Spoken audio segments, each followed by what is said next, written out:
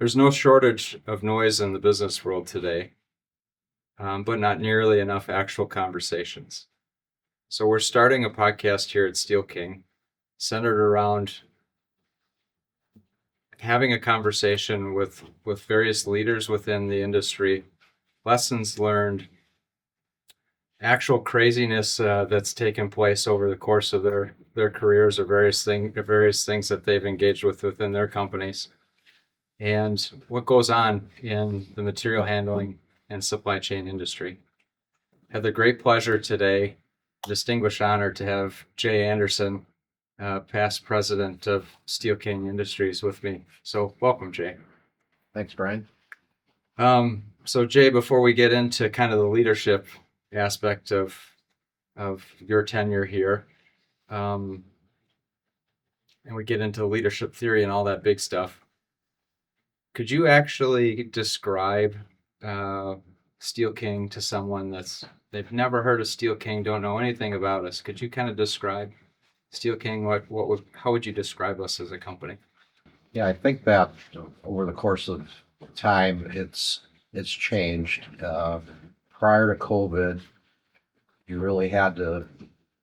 Nobody really knew what a supply chain was, and so I would generally say, have you been in a Sam's Club or some Right. warehouse store? And there's those steel racks, and there we make that stuff, and that would be the most easily comprehensible thing to somebody with no industry experience. Post-COVID, they know now that the importance of supply chain, and we make the systems that allow companies to fulfill their customers' orders. And one of our salesmen, I think, said it best many years ago that every single thing you touch every day got to you through a material handling chain, and that at many steps along that process, that Steel King systems were helping manufacturers or distributors to get that product in front of you. The coaster, this coffee cup, they all came from a manufacturer, and the raw materials came to the manufacturer, and they got to a distribution center, and then eventually to you. So material handling is a lot bigger industry or part of the economy than most people understood until 9/11, when they couldn't buy toilet paper. Right. Yeah, I mean, it's interesting, like the supply chain aspect of our space. Had the opportunity to, during piloting with Evelyn, one of our new hires in the marketing space, and was talking about rack and pallet racking and what we produce. Our industry is not really viewed as kind of that sexy space to go until stuff hits the fan and you can't get toilet paper and you can't get what you order on Amazon as fast as you want it. And we're kind of at the forefront of that, building that infrastructure in North America. Do you find yourself going into a Sam's Club or various stores, like eyeing racking versus checking out like what you're actually there for? But I definitely am looking at the racking in these different warehouses and saying, do they have this accessory or that accessory? And gee, how many upright frames and how many beams do you think there are in this facility? So I'm a rack nerd, I guess. It's going through. It's not uncommon if like I'm in Sam's Club up in Wausau or something that there's rack in there, and my wife Anna will just leave me alone, and like I end up going around walking and taking pictures, and she gives up on me in big warehouses. Changing gears a little bit, when you first stepped into the role as president, what surprised you the most, and something that no one warned you about the job? Well, I think, as you probably found out, there's many things that the president does that people are not aware of, and there are many things that you couldn't have been aware of. Versus my first year, we were in the midst of implementing an ERP system. That was year one? Yes. Ooh. And because of the Y2K thing, that everybody thought all their computer systems were going to stop functioning, and so we had to put this whole integrated system in. And I could tell at a certain point that we're intending to go live. I think it was May 1st, and I'm like, we're not ready yet. So we delayed it. And once we did implement it, there were issues that came up that we couldn't have anticipated. In the rush to get all the software out into the field for Y2K, a lot of them were not as fully vetted as they should have been. And so about a month later, we start getting phone calls about the status of my order, and it's like, what order? Oh, So there was it took pretty much 9 months to get all the bugs worked out, but we had a period of a couple months where that's not what customers expect from Steel King. They expect us to do what we say and say what we do. And if we're late on projects, we take it very personal. And so it was very unsettling. it's interesting that was like your first big project right out of the gates. I mean, ERP onboarding can make or break companies.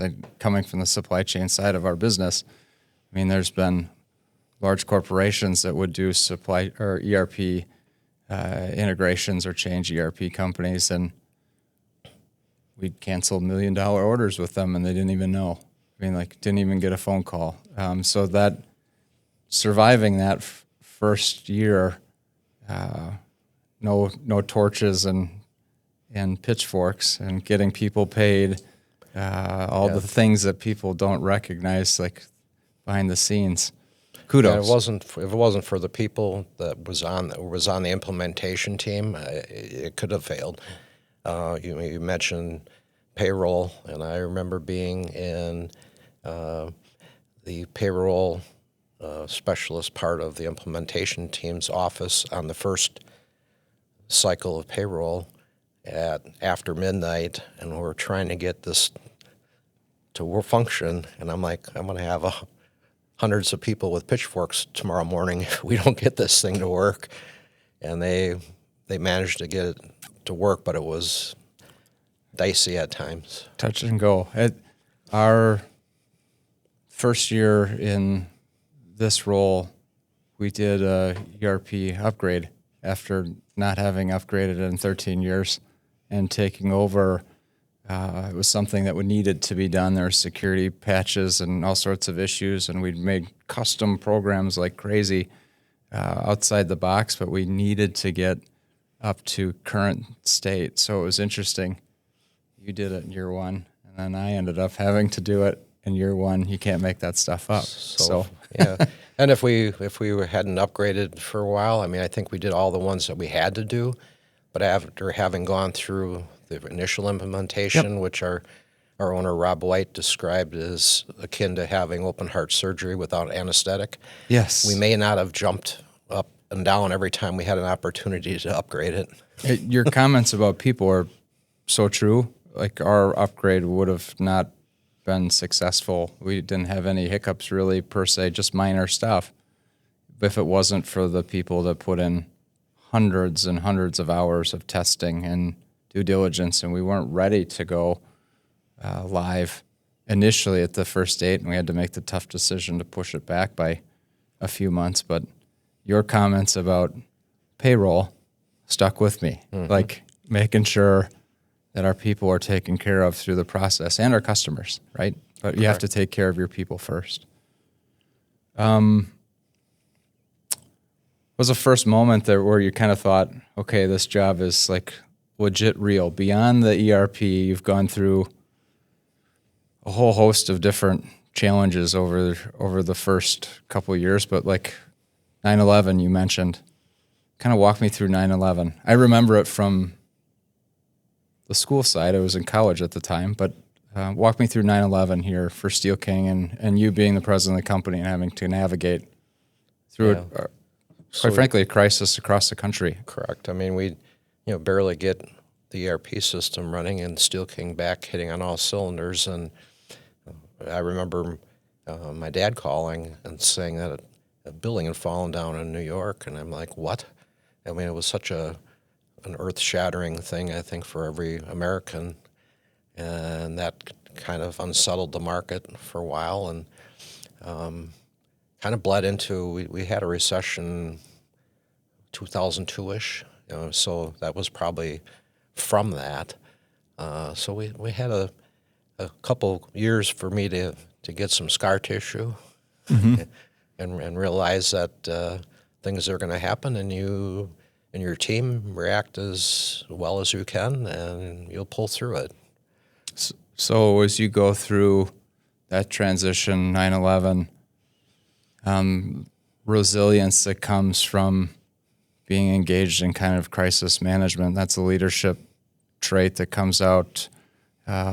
You know what you're made out of dealing in crisis. You know what you have for a team. You know what you have internally, that internal gut.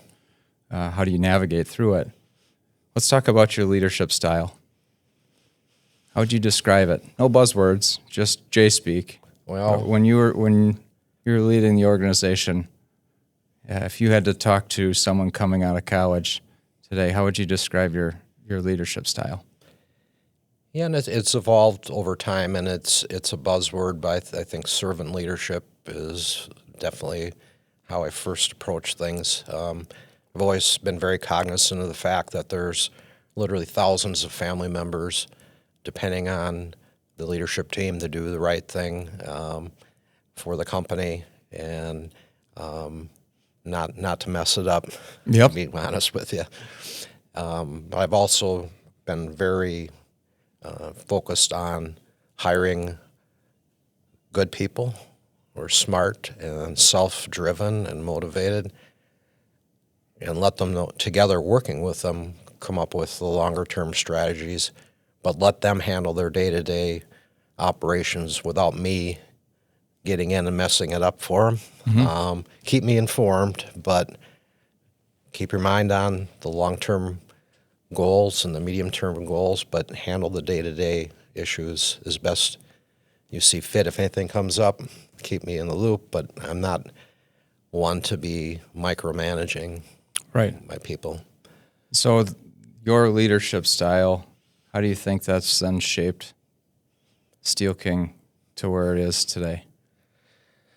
It's kind of interesting to me, anyhow, that we had some pockets of the company when I took over that had leaders in those functions that were more hands-on than I thought than I would be, to the point I would consider it kind of micromanaging. And one of the discoveries I had is when changes were able to be made, there was like an expectation that now the people at the next level down would be able to bloom into their full potential by giving the freedom, and finding out that's not necessarily true, that some of them grew up in that and thrived under that, where they're not really responsible for the decisions that were being made at their level by somebody else, and that they weren't able to thrive in there. So it took a number of years to kind of work our way through that and get people that you can give something to and they run with it and get it done. And that's the kind of people that have historically done well at Steel King. Is they're self-driven, self-motivated. You give them something, or they recognize it themselves without having to be told. Even better, right? I mean, if they take the initiative out of the gate, I think of some of our both interns and Steel King employees. I think some of the most successful people that we've had, especially longevity-wise, but successful people we've had have always seemed to take the initiative. Maybe sometimes to a fault if they go a little bit far, but better fail and fail fast. Our internship class that we had this past year, that was one of the words of wisdom, like take initiative wherever your career leads you, because you'll always rise to the top. I've kind of felt like, and I've said to a number of people, I'd rather have somebody that I have to rein in once in a while than somebody that I have to push all the time. Yeah, the pushing piece can get tiring. Yes. It can get tiring for sure. Let's talk about something funny for you. funny stories inside the company that, let's keep it PC-ish as Well, best we can. yeah. But funny stories inside the company, no one may never know unless you say something. Well, we had a lot of fun at Steel King. The employees did a lot of things together off hours socially that really built close ties and made you able to connect one-on-one. And I think to the extent that that is not done, it's harder to have a relationship. You know the other person is a human. Right. And I think having some mutual things to tease each other about that kind of came from some of the off-hour stuff Well, is awesome. It builds camaraderie. Some things I don't think we should talk about. But we did off hours fishing trips. We had hunting trips. We had a Steel King bowling team. Yep. I think in the past the shop employees have had Steel King softball teams, and we did a lot of fun things off the clock. And some of them were funny. You know, I can remember a couple guys found out on a fishing trip how cold Lake Michigan is in June. Kind of like like Seinfeld with George Costanza comes out of the pool. Oh, nice. I totally understand the reference. That's good. I think your comments about having fun at work, and it's easy for me to forget that because I tend to be a workaholic and fully entrenched. But the fun aspect of it, I'll go to a specific, and you've busted my chops on this over the years, so you'll totally get the reference. Well, I want you to describe the story because for me, it's my lens a little bit different. You've called me Sparky before. Why is that? Yeah, that was a good one and a good example of what I'm talking about, although that was more directly work-related. But we had gone through the process of getting our welders, American Welding Society, qualified, and talking to the gentleman who was running that program for us.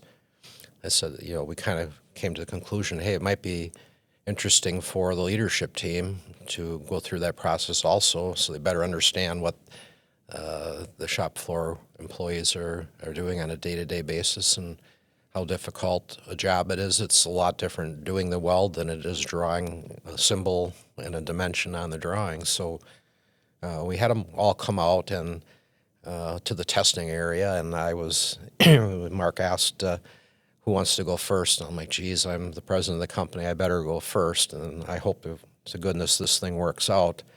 But I had welded at Steel King in my college years and had welding classes in high school. And thank goodness the first weld passed the test. And then everybody went through the testing. And the only person we had difficulty getting to pass is the current president of Steel King. So he kind of got to be kidded for that for a number of years. I think that honestly, that experience was great, but the staying power of that joke is still used today. And some of the guys on the shop floor will still use it. And it's not like they hold it against me. It's just, it's funny. I mean, it's that banter back and forth that makes you a person, not just a number, makes you human. So I think sometimes it might be helpful to take a fall for the team to provide that opportunity, and I hope that's what you were doing and not having difficulty with the test. Yeah, no, I appreciate that. Let's talk about mentors. Who are your mentors that truly shaped you, not just professionally but personally? That's a deep question here. Yeah, that is a big question. And, I never worked directly for my dad, but I think I picked up a lot of thoughts and practices and ideas from the way he led. That said, we have different personalities, so I had to kind of adjust it for myself.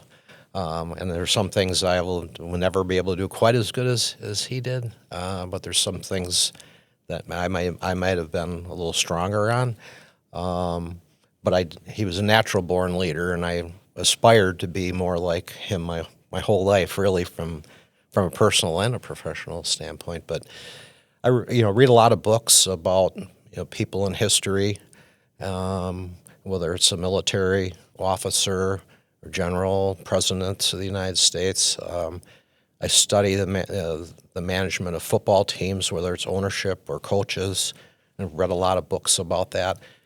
And I've really come to the conclusion you can learn something valuable from almost any person you talk to. Oh, for sure. And so I am on the alert for, that's an interesting idea. Could I use it? I don't particularly have like a book of Bob Jones is my hero and everything he does is what I want to be. It's parts from a lot of different people. Yeah, I think I just think back to even mentors I've had, you being one of them, bits and pieces, right? And I think it's your references both to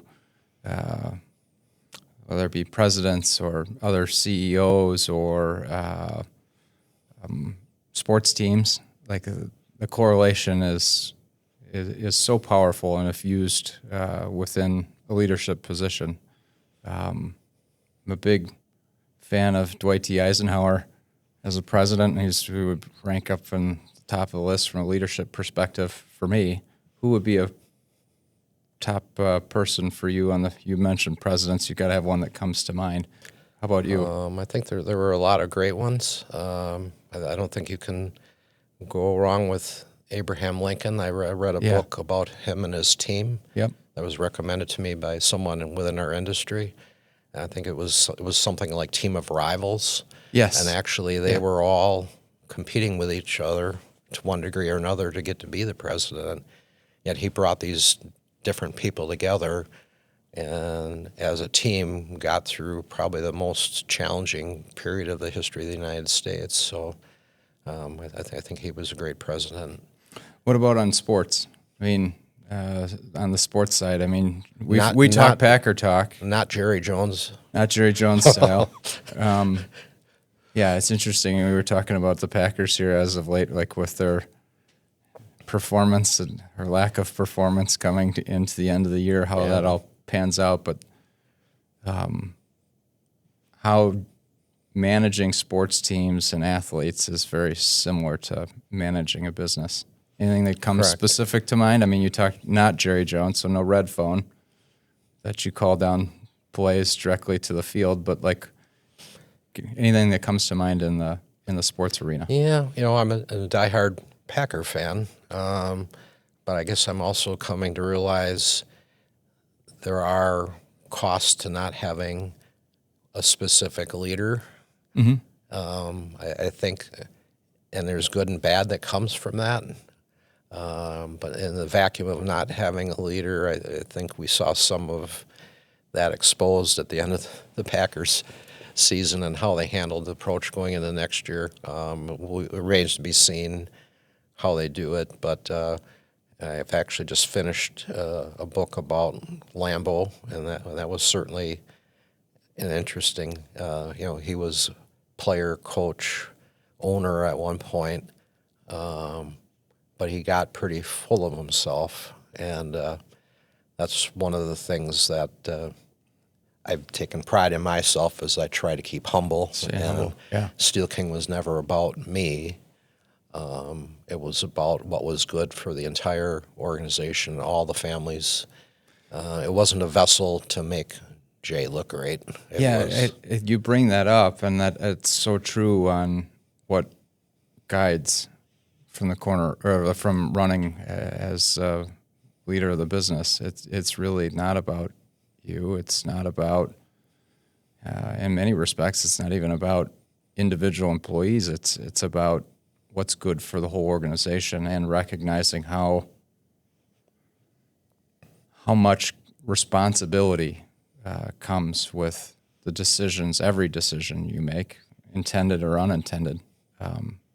covering all the families that are supported by the 500 plus employees that work here. It can be pressure Yeah, at pressure times. packed. I'm sure my wife can attest to many evenings of decompressing her husband when he got home from work. And So special thanks and shout out to Lori. yeah, Yeah, for sure. And I look at my mother was very helpful with my dad also. So I Right. think the family of the leadership can make a big difference in how they're able to perform. I wouldn't be here today without support from my wife Anna or my daughter, and like through grad school and everything, even in this role today. Like just when I think that's a universal truth behind great leaders is actually even stronger leaders on the home front that manage. Without them, we wouldn't be the people that we are today, I think. Agreed. How intentional were you about mentoring others? I think it grew over time. I guess coming out of the marketing and sales end, the first effort I would have concentrated on would have been rebuilding that after I had kind of moved out of it. And I think I was fortunate in hiring some great people and who were able to thrive in the environment and with a little bit of oversight. And I've always felt like people can stop in and will crack the door open and ask me a question. I didn't consider that an interruption. I mean, Right. if you didn't manage it, it probably could get crazy. But I've spoken for 5 to 15 minutes a day with everybody from the janitor coming around at 4:30 at night to a shop floor supervisor to Brian. You and I had a lot of discussions. And I felt like I got as much out of that as they did. Hopefully they did. Yeah, no, 100%. I mean, Sometimes just hearing things that didn't work in the past maybe might have given them a little context. Not that you should ever say, well, that won't work around here. We tried that before.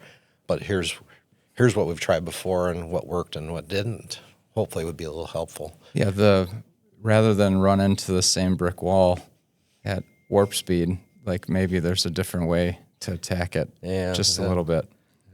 I feel like I've gotten a lot of sayings that have come to me through my family that I could apply to business, and old truisms like "Don't pet the dog that just bit you." Yeah. So hopefully that kind of thing. So kind of wrapping up here a little bit and close. 20 years from now, be our 76th 75, yeah. 76th anniversary, 75th, 76th anniversary, 76th in May. What do you hope that, beyond the numbers, what do you hope this organization looks like, stands for? I mean, you've guided this company for several decades, and you've worked here for 40 plus years. 20 years from now, what do you want this place to look like? The pace of change has just increased every year, it seems like. So what the world looks like in 20 years is almost hard to imagine. But I think we can see that the company will have to adapt and provide solutions to the new challenges facing every company in the supply chain.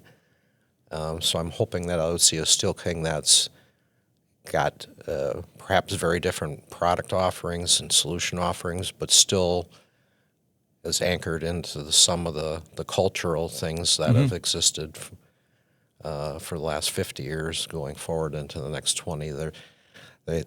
While Steel King's got some great solutions, but they're also a great company to work with type of thing. Right. And our cultural values of being someone that that others want to work with. Right. Not just internally, but externally. Hopefully that sticks forever. Yeah, the people aspects of, I go back to some comments you made maybe a year and a half ago when we were commemorating the Anderson conference room. Don't forget the people that help make this organization great. Right.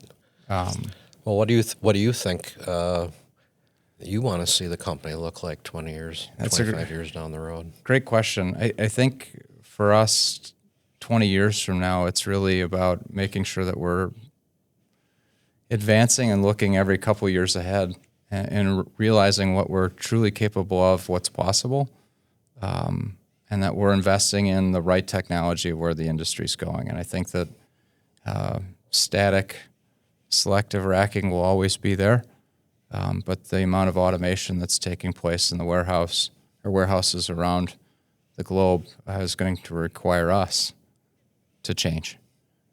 It's going to require manufacturing to change. Like how we do things today in our plants won't survive 10 years from now. Yeah. I mean, I think that probably, and you touched on it appropriately, the rate of change. That's probably the hardest thing for us to digest is like how quickly we have to evolve, not forego who we've been, but how quickly we have to adapt to the future of where things are going in our space is really critical. And timing is important. Yes, there's better to be been- lucky than good in some Correct. cases. I think Rob told me once nobody ever regretted not getting a ticket to get on the Titanic. So there's been a couple opportunities that I didn't react to immediately. That a year later, I'm like, thank God we didn't do that. And then Right. there's a couple more of them that we made a decision to, for instance, the new London expansion, to execute that right before the industry exploded with demand. So if I had made that decision in 2007, Right. it would have been It could have been the one that they taken- remembered me for a reason I didn't want to be remembered Right. for. Right. No, that's taking the hard decisions, but I think we would like to be remembered 20 years from now for listening to our people. That like we have great leadership team, we've got great managers, but like listening to their voices collectively, they see things that we don't, and trying to leverage that to help support our customers in years to come. So that's a great question. Thank you. You So, bet. so I appreciate your time today. I want to thank you for coming in and having a conversation with me. This is super exciting. I'm glad that you're the first one. I set the bar. You have set a high bar, so I look forward to inviting you back maybe in the future. But You can invite appreciate me your back time. on the 75th anniversary. Sounds good. Look All forward to it. So thanks for coming Thank in, you. Jay.